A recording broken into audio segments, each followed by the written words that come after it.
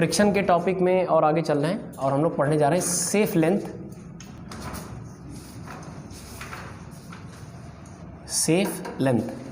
To hang, safe length to hang chain in table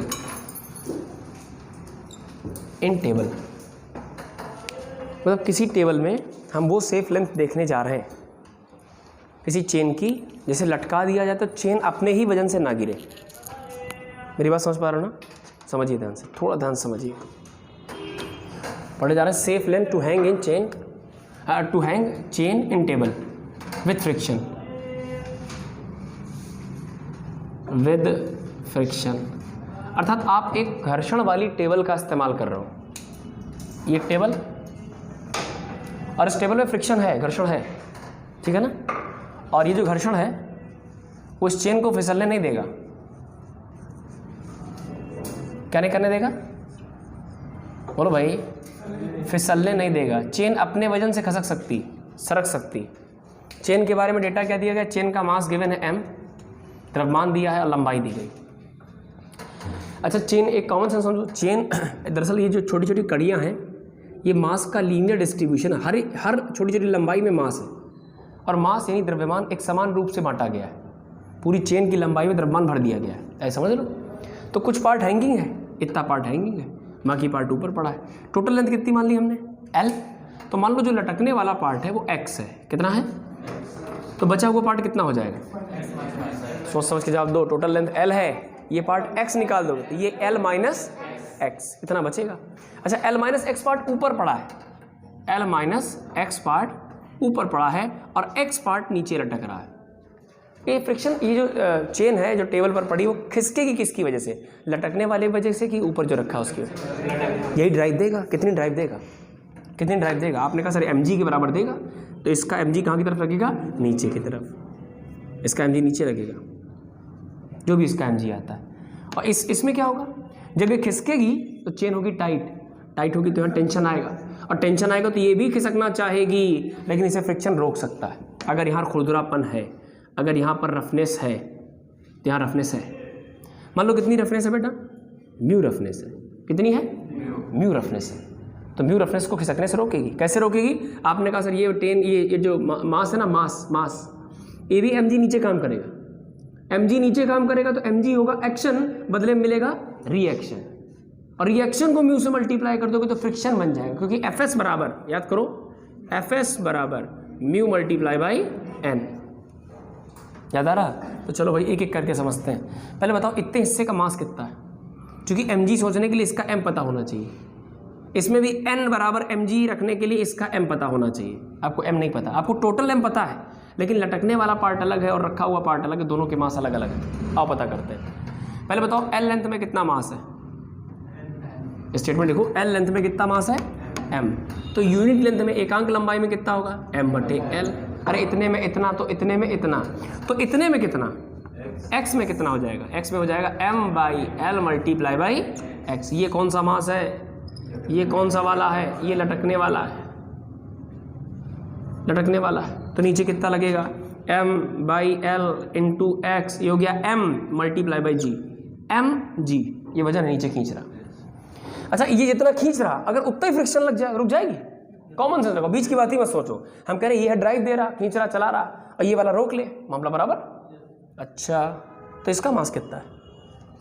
आपने कहा sir इतने का इतना, तो इतने का इतना, तो L माइनस एक्स का कितना? L माइनस एक्स का, तो ये हो जाएगा m/L और डब्बे के अंदर L माइनस एक्स। इतना मास है। तो इसका वजन इसके सेंटर ऑफ मास पर बीचों बीच यहाँ नीचे की तरफ काम करेगा। कितना काम करेगा? m/L और डब्बे के अंदर L माइनस एक्स। ये हो गया m into multiply by g, mg। क्या मेरी बात समझ पा रहे हो? क्या बोला हमने? कि जो बॉडी है, बॉडी का वेट कहाँ काम कर रहा है?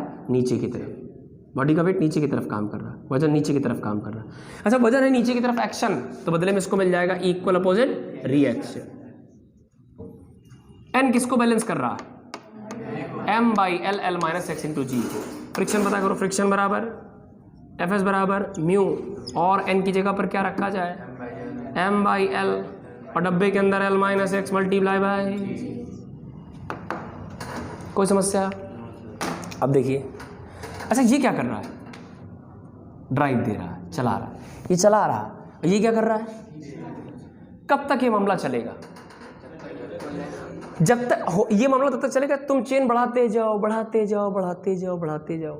एक स्थिति ऐसी आई कि बस चलने वाली होगी, स्लिप करने वाली होगी। ये वही लेंथ है जब चलने वाली, मतलब ये मैक्सिमम लटक पाने वाला वजन है। अब इससे एक भी कड़ी ज़्यादा लटका दी तो गेंद से जो चेन है स्लिप कर जाएगी।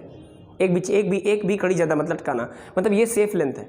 इस सेफ लेंथ का जो वजन है नीचे की तरफ काम कर रहा है, गिराने की कोशिश कर रहा है, और जो फ्रिक्शन है वो अगर गिराने वाला रोकने वाला बराबर हो जाए तो चेन टिक जाएगी, जस्ट टिकी रहेगी। क्या करेगी? जस्ट टिकी रहेगी। तो चलो भाई, गिराने वाला बराबर चेन के रुके रहने के लिए, टू स्टॉप द चेन, भाषा मत जाना, भाषा हिंदी अंग्रेजी कुछ पढ़ ले, to stop the chain, to stop the chain, chain को रोकने के लिए क्या लिखा जाए? क्या लिखा जाए? क्या लिखा जाए? अरे गिराने वाला, क्या लिखा? गिराने वाला बराबर बचाने वाला। और क्या सिंपल बातचीत है यार, बराबर बचाने वाला। गिराने वाला कौन है साहब? बोलते जाओ। ये लिखा गिराने वाला कौन? m/l इंटू एक्स इंटू जी। बचाने वाला कौन है? Mu times of m/l into l minus x multiply by m/l से g से x बराबर multiply you l minus mu x. Mu एक तरफ ले आओ तो बन जाएगा x प्लस म्यू एक्स बराबर म्यू एल। क्या कॉमन ले ले? और क्या कॉमन ले ले? x ले लो कॉमन, क्या बचा? x ले लो कॉमन, क्या बचा? 1 प्लस म्यू बराबर किसके? म्यू एल के। तो x बराबर कितना आ गया? Mu multiply by L upon 1 plus mu. ये क्या है? ये है maximum safe length of chain that can be hung from the table. वो सुरक्षित लंबाई जिसे टेबल से लटकाया जा सकता है ताकि पूरी चेन स्लिप ना करे। कितना आंसर आया? रटा होना चाहिए। Mu L upon 1 plus mu. Mu क्या है? घर्षण गुणांक, कोफिशिएंट ऑफ फ्रिक्शन। म्यू है घर्षण गुणांक यानी कोफिशिएंट ऑफ फ्रिक्शन। एल क्या है? टोटल लंबाई। कोई डाउट तो नहीं? नोट करिए। आज मेरा तुम्हारी फर्स्ट क्लास है, हाँ फर्स्ट क्लास। हाँ ठीक बैठो प्लीज़, पढ़ो थोड़ा सा टाइम लगेगा, थोड़ा सा। अरे राजू सर चलाओ। अब देखो जरा, तो सपोज करो, एक्सप्लेन कर देने एक बार फिर से, कि अगर किसी चेन की लेंथ l है और उसका कोफिशिएंट ऑफ फ्रिक्शन म्यू है, तो हमको सेफ लेंथ वो जो हैंग करी जा सकती है, लटकाई जा सकती है। सो एक्स सेफ का रिजल्ट आपके पास x safe is equal to mu L upon 1 plus mu. Mu की जगह 0.25, लंबाई की जगह l अपॉन 1 म्यू की जगह फिर से 0.25, तो 0.25 अपॉन 1.25, डेसिमल से डेसिमल उड़ा दिया। 25 इक्के 25, 25 पंचे 25, 5 जा 125। सो l/5 का अगर परसेंटेज चेक करना चाहो तो आप लिख सकते हो कि परसेंटेज ऑफ l सेफ लंबाई इज इक्वल टू लटकने वाली लंबाई अपॉन टोटल लंबाई इंटू 100। l से l खत्म, 100/5 अर्थात 20% लंबाई लटका सकते हो। ठीक है भाई। अब जरा देखिए, सपोज करो, क्या इतनी बात समझ आ गई?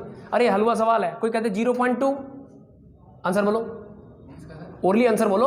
वो कहते म्यू बराबर 0.2। अब बताओ कितनी लंबाई लटका दें? अब रखा 0.2 इंटू एल अपॉन 1.2, 2 छक्के 12, l/6, 1/6 लंबाई लटका दो। बोलो भाई, कोई समस्या? मतलब अगर 36 मीटर है तो 36 का 1/6 कितना हो गया? 6 लटका दो। कोई समस्या? कर लोगे? अब मेरी बात सुनो, क्वेश्चन उनसे पूछ रहा है कि म्यू का एल से क्या कनेक्शन है? म्यू का एल से क्या कनेक्शन है? क्या इस बात को समझ पा रहे हो हम जो बोल रहे हैं? म्यू का एल से क्या कनेक्शन, मतलब म्यू के बढ़ने घटने से एल पर कैसा फर्क पड़ेगा सुरक्षित लंबाई पर। सुनना, मैं फिर से लिख रहा हूं। फॉर एग्जाम्पल एक्स सेफ, यार बताओ ये क्या लिखा है? ये वो सुरक्षित लंबाई है जो लटकाई जा सकती है, बराबर mu multiply by L upon 1 plus mu. देखना ध्यान से। अच्छा, म्यू बढ़ाओगे तो एक्स सेफ बढ़ेगा घटेगा? अब थोड़ा सा गड़बड़ हो सकती। कैसे? म्यू ऊपर भी है, म्यू काश म्यू ऊपर होता तो म्यू के बढ़ने से ये भी, और काश म्यू नीचे है, केवल नीचे ही होता तो म्यू के बढ़ने से ये घटता। इन्वर्सली प्रोपोर्शनल आ गया। अब घटे, ये बढ़ेगा तो ये घटेगा। लेकिन साला ऊपर भी है और क्या करें क्या करें क्या करें। एक कॉमन सेंस देखना कितना बढ़िया कॉमन सेंस आपके दिमाग में आ रहा होगा कहीं ना कहीं कि सर अगर म्यू बढ़ेगा तो खुरदुरापन बढ़ेगा, और खुरदुरापन बढ़ेगा तो आप ज़्यादा लंबाई लटका सकते हो। कम लंबाई रख के ज़्यादा खुरदुरापन अच्छा है ना, पकड़ अच्छी होगी तो ज़्यादा लंबाई लटका दो, काम चलेगा, एक सेफ बढ़ेगा। म्यू के बढ़ने से हम लिख रहे हैं बात अभी अंदाजे से, म्यू के से खुरदुरापन बढ़ेगा, फ्रिक्शन बढ़ेगा, और फ्रिक्शन बढ़ेगा तो सेफ लेंथ भी। ये आपका कॉमन सेंस आंसर दे रहा है, मैं साथ इस बात को मैथमेटिकली प्रूव करने जा रहा हूं, सुनना ध्यान से। X safe is equal to, सोचते रहो, अच्छा इस म्यू को उठा के नीचे फेंक दो, कहाँ फेंक दो, तो डायरेक्ट नीचे नहीं जाएगा, तीसरे स्थान पर जाता है। फ्रैक्शन को जब इंटर कन्वर्ट करते हैं तो आप म्यू को जब फेंकेंगे तो डिनोमिनेटर प्लेस पे नहीं आएगी बल्कि इसके फ्रैक्शन के फॉर्म पे आ जाए, यानी बनेगा एल अपॉन 1 प्लस म्यू, और इसके नीचे चला जाएगा म्यू। गणितीय ऑपरेशन है, मैथमेटिकल चीज़ें सीख लो। अब देखो जरा, एल तो एल रहेगा साहब, इसे करो सेपरेट, तो 1 upon mu plus mu upon mu, mu by mu 1।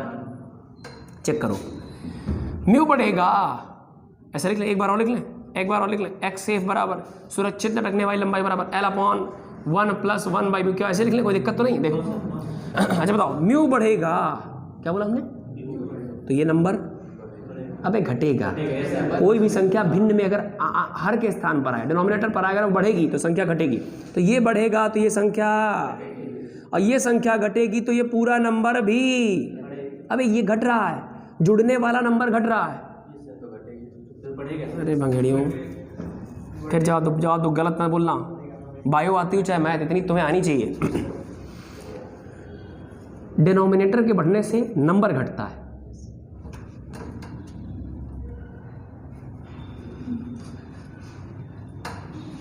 Denominator लगातार 2 से 3 से ये बढ़ रहा है, तो ये संख्या चलो बंद कर दो प्रिंसिपल आ जाए भाई। म्यू बढ़ेगा तो बोलो म्यू बढ़ेगा तो ये नंबर, शाबाश, ये नंबर घटेगा, मतलब ये बढ़ेगा तो ये पूरा नंबर।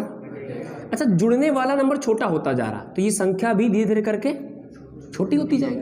अरे कम जुड़ेगा तो छोटी होती है, अच्छा ये छोटी होगी, ये घटेगा तो ये नंबर, ये बात हमने पहले लिख दी थी वहाँ पर, क्यों म्यू के बढ़ने से सेफ लेंथ बढ़ेगी। लिख दो, इस बात को लिख दो, केवल इतनी बात ऊपर वाली, इसे हटा दो।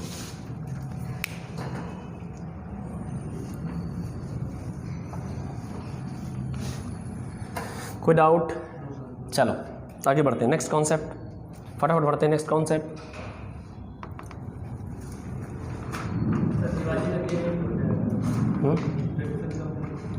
दीपावली तक नहीं, वर्क ऑन एनर्जी छू लेंगे यार, और क्या टेंशन न लो, समय थोड़ा सा बेटा स्कूल से बंधा हुआ अब खाली हो रहा है। दिवाली के आसपास से हुआ कि स्कूल हमने गलती से पकड़ लिया था, और एक अच्छा स्कूल था यार, हाँ बस कोई टाइम हुआ हमसे 1 घंटे के लिए, दोस्त था उसने छोड़ा तो 1 घंटे के लिए टाइम था, तो अपने रूम से स्टूडियो से ऑनलाइन क्लास लेने लगे। क्या थे, अरे चलन दे यार, सुनो तुम भी बच्चों सब सुनो।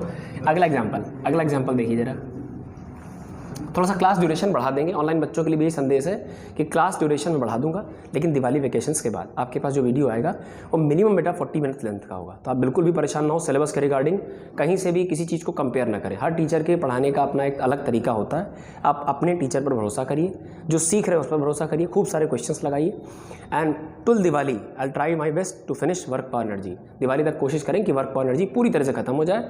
वर्क पावर एनर्जी के बाद अगर कुछ बचता है ना, तो वो फिर दिवाली के बाद कंटिन्यू करेंगे, रफ्तार थोड़ी सी बढ़ा देंगे और टाइम ड्यूरेशन भी बढ़ा देंगे। तो किसी को बिल्कुल निराश होने की आवश्यकता नहीं। लॉकडाउन एक ऐसा समय था, इसने सबके पास लोड बढ़ा दिया, जिसको जो मिला वहाँ काम में एंगेज हो गया। और सबसे डिफिकल्ट टाइम था प्राइवेट सेक्टर के टीचर्स के लिए, चाहे वो कितना बड़ा कॉम्पिटिटिव टीचर हो, लेकिन सब सफ़र कर गए। जो गवर्नमेंट लोग थे केवल वही थोड़ा सा कंफर्ट जोन में रहे बेचारे।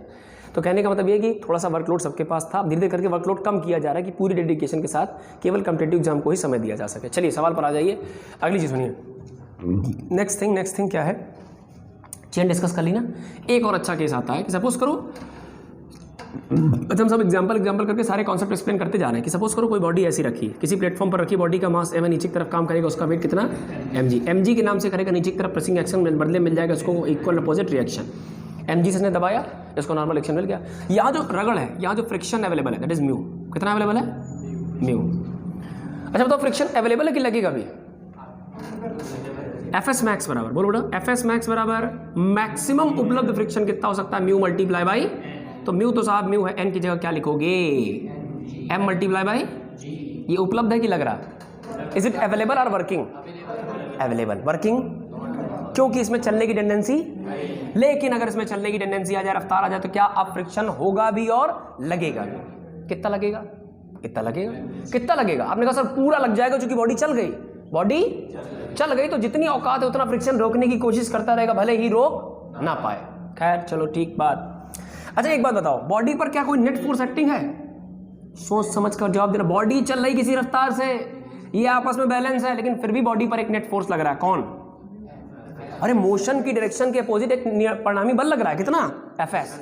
एफएस का काम रफ्तार को रोकना। अच्छा कोई भी बल हो, कोई भी फोर्स हो, क्या उस फोर्स को हम एमए से कंपेयर कर सकते हैं, किसी भी ब्रह्मांड के किसी भी बल को हम एमए से कंपेयर कर सकते हैं, एम से एम खत्म, ए बराबर म्यू मल्टीप्लाई बाई, ए बराबर म्यू मल्टीप्लाई बाई जी। सुनो, बॉडी कहाँ जा रही, फ्रिक्शन कहाँ लग रहा, बॉडी को सपोर्ट कर रहा, अपोज कर रहा, तो फ्रिक्शन से जो एक्सेलरेशन आएगा वो सपोर्ट करेगा, अपोज करेगा, अपोज का मतलब प्लस की माइनस, तो बॉडी अगर आगे की तरफ चलने पर प्लस ली गई है तो एक्सेलरेशन को हमें माइनस लेना पड़ेगा। एक्सेलरेशन तैयार। अब सुनो, ये फिक्स है कि बदल रहा, बिल्कुल टेंशन ना ले, ये फिक्स है, क्यों, अरे भैया पृथ्वी है तो जी फिक्स होगा, करोगे जमीन पे एक्सपेरिमेंट, जी फिक्स है, म्यू भी, अगर ये दोनों फिक्स हैं, हमने कहा ना म्यू किसके लिए होता है, सड़क के लिए कि ब्लॉक के लिए कि दोनों के लिए, म्यू पेयर, जब तक पेयर नहीं चेंज करो, जब तक टायर नहीं चेंज करोगे और सड़क नहीं बदलोगे तब तक म्यू सेम रहेगा।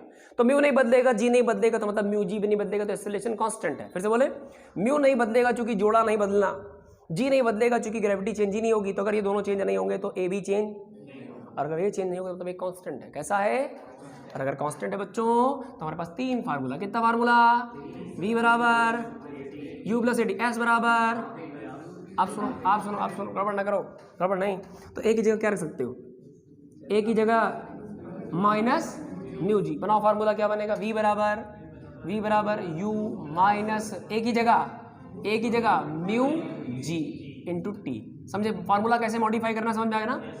तीन फार्मूले होते हैं, v बराबर u plus a t, s बराबर u t plus half a t square, तीसरा वी स्क्वायर बराबर यू स्क्वायर प्लस 2as, जहां जहां ए है उसकी जगह पर माइनस ऑफ म्यू जी डाल दो, आपका फ्रिक्शन मोशन स्टार्ट। ठीक, छोटा सवाल, नन्हे बच्चों की तरह सवाल। मान लीजिए आपसे किसी ने पूछ लिया कि एक बॉडी है जो कि किसी रफ्तार से जा रही है, कितनी रफ्तार से मान लें, 10 से मान लें, यहाँ फ्रिक्शन, बॉडी यहाँ तक चलते रुक गई, क्या कर गई, रुक गई। अच्छा बताओ, यहाँ फ्रिक्शन है, फ्रिक्शन कितना है, हमने इस बॉडी को यहाँ से देखना स्टार्ट किया। जिस किसी इंस्टेंट पर आप किसी फिजिकल फिनोमेना को होते हुए देखते हैं, जिस किसी समय आप किसी घटना पर नजर डालते हैं, ठीक वो समय आपका होता है t बराबर, तो t बराबर 0 से बॉडी चली, रफ्तार 10 मीटर पर सेकंड थी, रास्ते पर फ्रिक्शन था, घर्षण था, रगड़ था, धीमे धीमे 0 हो गई, और ऐसा होने मान लीजिए इसको कितना टाइम लगा, t टाइम लगा, कितना टाइम लगा, बॉडी रुक गई। क्या डेटा तुम्हें दिखाई दे रहा, तुमसे पूछ रहा टी कितना लगा, कितनी देर में 10 की रफ्तार से चलने वाली बॉडी रगड़ खा के रुक जाएगी। आपने कहा सर एक सेकंड रुको, जुगाड़ देखते हैं। ये क्या, यात्रा की प्रारंभिक रफ्तार है, इट इज यू बराबर कितना है, 10। अच्छा यात्रा की अंतिम रफ्तार कितनी है, अरे रुक गई भैया, v बराबर समय कितना लगा, और म्यू है क्या, तो म्यू से क्या ए का जुगाड़ हो जाएगा, क्योंकि ए बराबर माइनस ऑफ म्यू इंटू जी, तो ए बराबर माइनस का 1 मीटर पर सेकंड स्क्वायर, यानी हर सेकंड कितने की कमी आएगी। अबे एक्सेलरेशन बताता हर सेकंड आने वाली कमी, तो हर सेकंड कितनी कमी आएगी, 1 की कमी आएगी। कितने से चला था, हर सेकंड कितने कमी आ रही, ओरली आंसर बताओ, 10 से 9, 9 से 8, 7, 6, 5, 4, 3, 2, 1, कितने सेकंड, 10 सेकंड में रुक जाएगी। कोई डाउट, आपने कहा नहीं फार्मूला करके दिखाओ, ऐसे नहीं माने, हमने कहा लगा लो फार्मूला, v बराबर हम लगाएंगे, यही बात लगाएंगे, v बराबर u plus a T. v कितना, यात्रा का अंतिम रफ्तार कितनी, u कितना 10, a की जगह कितना बेटा, कैलकुलेट कर लिए तुमने, कैलकुलेट कर लिया कितना, +1 की -1, टाइम कितना t, तो 1 इंटू टी इधर ले आओ, तो 1 इंटू टी क्या बन जाएगा, t, 1 इंटू टी क्या बन जाएगा, इधर क्या बचेगा, देख लो भैया 10 सेकंड आ गया। बताओ कोई समस्या, सब हल हुआ है, कोई समस्या नहीं। फटाफट से नोट करो, अगला सवाल लो, फटाफट नोट करो, लिख दो, किसी भी घर्षण वाले तल पर गति, किसी भी घर्षण वाली सरफेस पर मोशन।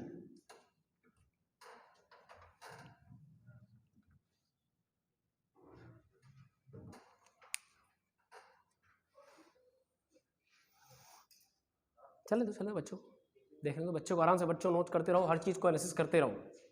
अच्छा यहाँ आप कम कर सकते हैं, चाहे एक कैलकुलेट करके रख लो, चाहे म्यू जी डायरेक्ट वहां रख के फिर कैलकुलेट करो, एक ही बातचीत है।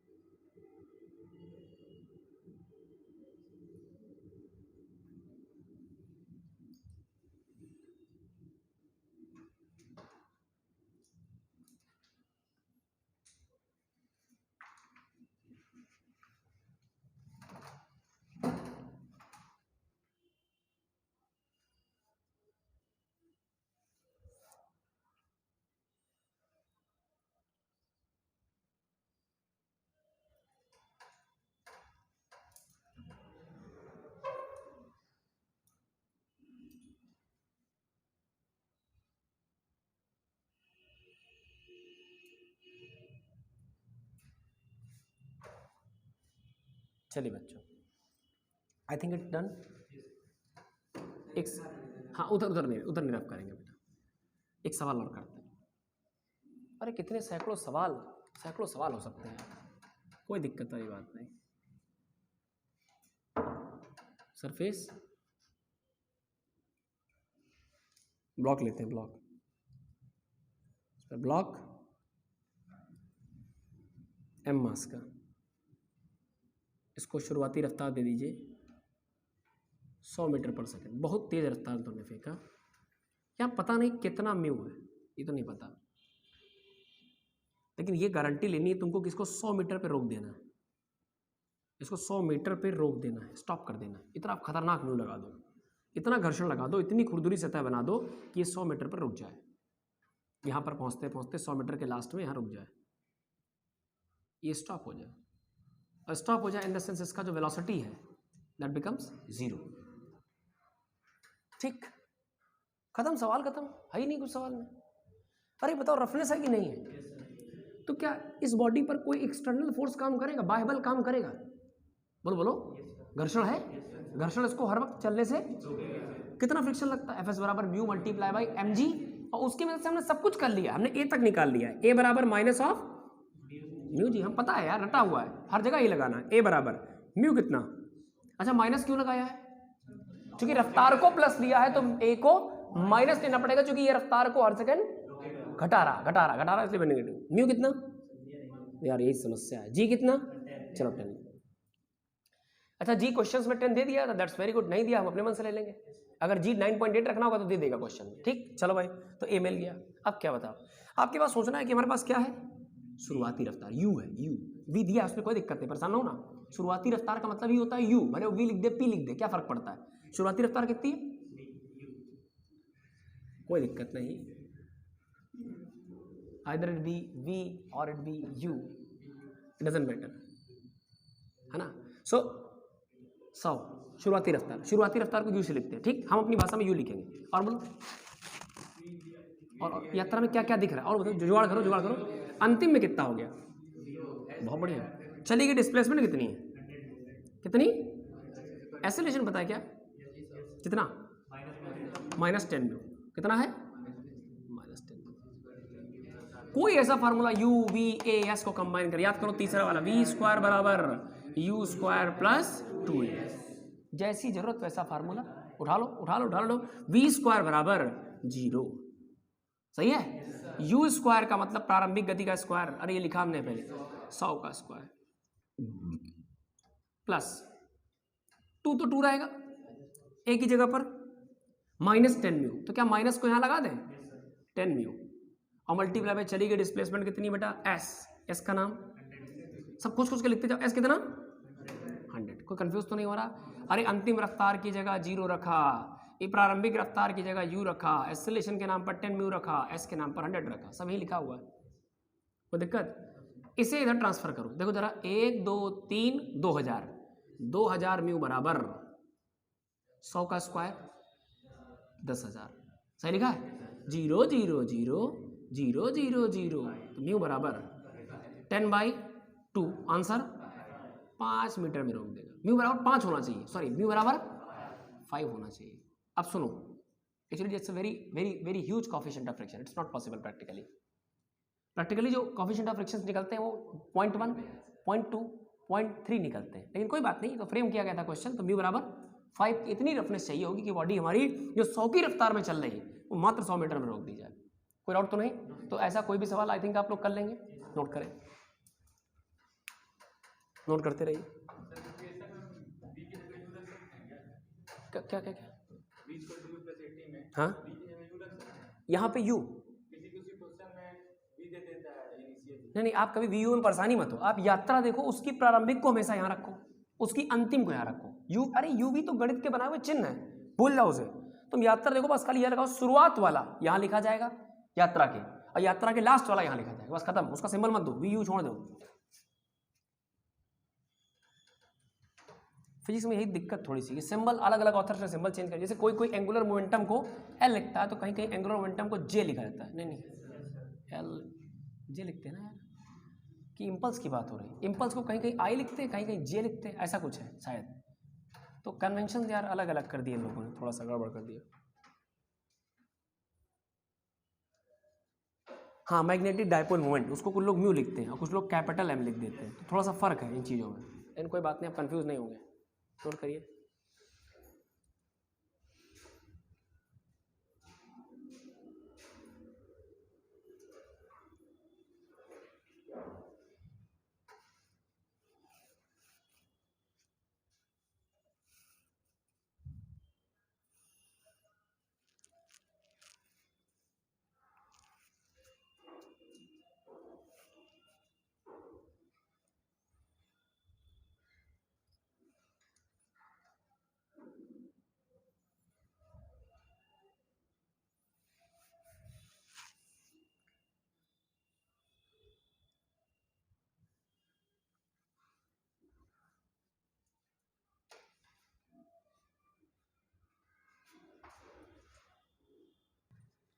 एक सवाल और देते हैं, हालांकि कल कल कल फ्रिक्शन का लास्ट टर्म है, उसमें हम लोग इंक्लाइन प्लेन डिस्कस करेंगे। इसमें ढलान में 2 ब्लॉक रखेंगे, दोनों सरकेंगे, देखना सेपरेट सेपरेट से रखते हैं कि साथ साथ, है ना। और आज की डेट का आखिरी क्वेश्चन आपके सामने मैं पेश कर रहा हूँ। मान लीजिए कोई सरफेस है, इसमें कोई ब्लॉक रख दिया है m मास का, और क्या किया जाए, चलो थोड़ा सा क्वेश्चन को और अच्छा फ्रेम करते हैं। मान लो इसका जो मास है वो 10 kg है, 10 kg है, और उसकी जो रफ्तार है दैट इज़ 4 मीटर पर सेकेंड, ठीक। और इसको हमें यहाँ तक कहीं चलाना है, हमारा पर्पस है कि हम इसे s बराबर 20 मीटर तक ले जाएं, 20 मीटर तक ले जाएं। जो कोएफिशिएंट ऑफ फ्रिक्शन है म्यू, म्यू बराबर, या ऐसा कह दें कि 20 मीटर के बाद, रफ्तार को और बढ़ाते हैं थोड़ा सा बेटा, प्लीज़ थोड़ा सा ध्यान देना। 40 मीटर पर सेकंड रफ्तार 10 किलो द्रव्यमान की है, s बराबर 20 मीटर के बाद आपको इसकी रफ्तार बतानी, यहाँ पर रफ्तार कितनी होगी ये चेक करना है, जबकि म्यू बराबर 0.1 दिया गया। एक सवाल, पहला सवाल, v कितना होगा 20 मीटर चलने के बाद। दूसरा सवाल, डेल्टा के कितना हो गया, कैसे करना कोशिश कर लोगे। डेल्टा के मतलब होता है गतिज ऊर्जा परिवर्तन, और होता है अंतिम गतिज ऊर्जा माइनस प्रारंभिक गतिज ऊर्जा, इनिशियल फाइनल का डिफरेंस।